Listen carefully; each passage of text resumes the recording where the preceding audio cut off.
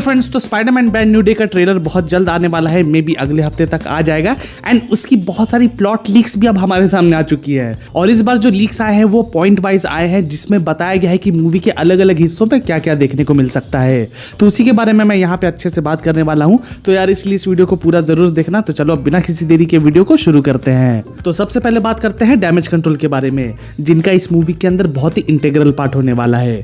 तो लीक के हिसाब से डैमेज कंट्रोल के पास स्पाइडरमैन नो वे होम के बैटल की टेक्नोलॉजी होगी, जिसमें ग्रीन गॉब्लिन का ग्लाइडर भी शामिल है। ये सारी चीजें उनके पास एक जगह पे स्टोर्ड है। एंड ऐसा हो सकता है कि स्पाइडरमैन उस टेक्नोलॉजी का यूज करके अपना सूट रिपेयर करे। एंड दोस्तों यहाँ पे ये भी बताया जा रहा है कि स्कॉर्पियन का सूट और उसकी टेक्नोलॉजी भी डैमेज कंट्रोल से ही आएगी।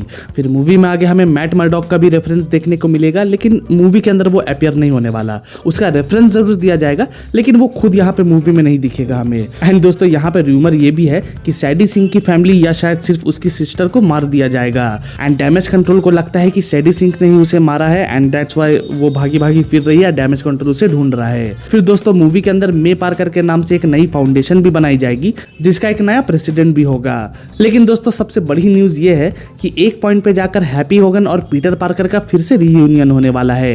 एंड मूवी के क्लाइमैक्स में हमें एक जबरदस्त बैटल भी देखने को मिल सकती है, जहां पे हल्क और पनिशर एक दूसरे से लड़ने वाले हैं। अब देखो वैसे तो पनिशर बहुत ही आसानी से हल्क से हार जाने वाला है, लेकिन इस फाइट में पनिशर जो है वो डैमेज कंट्रोल की चोरी की हुई टेक्नोलॉजी का यूज करने वाला है, जिसके वजह से ही वो हल्क को काफी ज्यादा टक्कर देने वाला है एंड मे बी उसे हरा भी पाए। बाकी इसके अलावा ये भी बताया जा रहा है कि एक बार वाला फाइट सीक्वेंस हमें देखने को मिल सकता है इस मूवी में, जहां पे स्पाइडरमैन के बेस्ट एक्शन सीन्स तो हमें देखने को मिलेंगे ही, लेकिन उसके साथ साथ फाइनली पीटर पार्कर के पास ऑर्गेनिक वेबिंग होगी और यहाँ पे उसकी ड्यूरेबिलिटी भी बढ़ जाएगी। एंड इस मूवी में ऐसा भी बताया जा रहा है कि जो सेलेस्टियल टियामुट है उसका भी रेफरेंस यहाँ पे हमें मूवी में देखने को मिल सकता है। सो दोस्तों दैट्स इट, ये थे कुछ प्लॉट लीक्स जो स्पाइडरमैन ब्रांड न्यू डे में हमें देखने को मिल सकते हैं। लेकिन दोस्तों इसके अलावा जो सबसे बड़ी चीज मैं आपको बताना चाहता हूँ वो ये है कि डैमेज कंट्रोल एक बहुत ही बड़ा थ्रेट बनकर डेवलप होने वाला है। क्योंकि देखो थियरी के मुताबिक शील्ड ने 1990s में डैमेज कंट्रोल को क्रिएट किया था ताकि स्क्रल इन्वेजन के सबूत छुपाए जा सके। फिर बाद में यही सारे इवेंट्स आयरन मैन के टाइम पे ओपनली मेंशन हुए,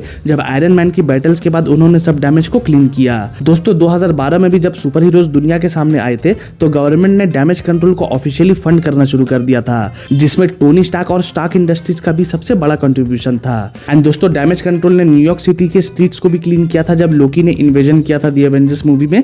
लेकिन भाई यहाँ पे उन्होंने सिर्फ क्लीनिंग नहीं की थी, उन्होंने उस बैटल के सारे एलियन वेपन्स को भी कलेक्ट किया था। और ये सारी चीजें हमें स्पाइडरमैन होमकमिंग में दिखाई भी गई थी, जब एड्रियन टूम्स आर्मर्ड ट्रक्स को लूट रहा होता है। फिर उसके बाद फार फ्रॉम होम के अंदर भी डैमेज कंट्रोल हमें फिर से देखने को मिलता है, लेकिन इस बार वो सिर्फ स्पाइडरमैन को इन्वेस्टिगेट कर रहे होते हैं।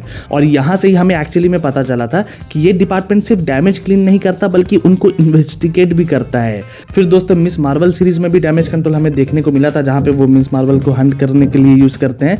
फिर उन्होंने अपने कैलिफोर्निया वाले प्रिजन में एबोमिनेशन को भी रखा हुआ है भाई। फिर She Hulk Attorney at Law जो सीरीज थी, जो बड़ी फालतू सीरीज थी, तो वहां पे भी शी हल्क को जो थोड़े वक्त के लिए डिटेन किया गया था, तो वो डैमेज कंट्रोल ही थे। और भाई इन्हीं सारी चीजों की वजह से मैं कह सकता हूँ कि डैमेज कंट्रोल आगे जाकर बहुत बड़ा रोल निभाने वाला है। क्योंकि भाई जितनी भी लड़ाइयाँ हो रही है, जितने भी वॉर्स हो रहे हैं जो एवेंजर्स के बीच हो रहे हैं या फिर इंडिविजुअल हीरोज जिससे भी लड़ाइयाँ लड़ रहे हैं, उन सारे वेपन्स को, जो बचे हुए वेपन्स है, हारे हुए लोगों के जो वेपन्स है, उनको वो कलेक्ट कर रहे हैं। और भाई अगर वो सारी चीज़ों को वो कलेक्ट कर रहे हैं तो उनकी टेक्नोलॉजी को एडवांस करके उनको दोबारा से यूज करके एक दिन वो लोग खुद ही विलेन बन सकते हैं। सो यार लेट्स सी कि आगे क्या होता है। बाकी आज के लिए इतना ही। अगर आपको ये वीडियो पसंद आई हो तो जाने से पहले वीडियो को लाइक और चैनल को सब्सक्राइब भी जरूर कर देना। तो चलो अब मिलते हैं अगली वीडियो में, तब तक के लिए गुड बाय, टेक केयर।